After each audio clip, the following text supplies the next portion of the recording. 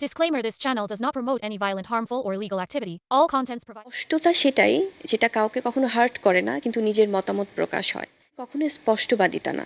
আমরা এখনকার সময় একটা ট্রেন্ড চলছে, হয়তো এটা আমি একজন মানুষ হিসেবে বলবো, কাউকে কষ্ট দিয়ে কথা বলা, কাউকে কারোর সাথে অসভ্যতা করা, কারোর সাথে আসলে হার্ট করা কাউকে, সেটা যদি মনে হয় কেউ স্টাবলিশ করতে চায় যে আসলে এটা তো স্পষ্টবাদী আমি এই জন্য, তাহলে তো বড়দেরকে সবাই অসম্মান করবে, বড়দেরকে যে কেউ কোনো কিছু বলে ফেলবে, ছোটদেরকে বাজেভাবে একটা কথা বলে ফেলবে, বলবে যে এই আমি স্পষ্টবাদী সেজন্য আমি বললাম।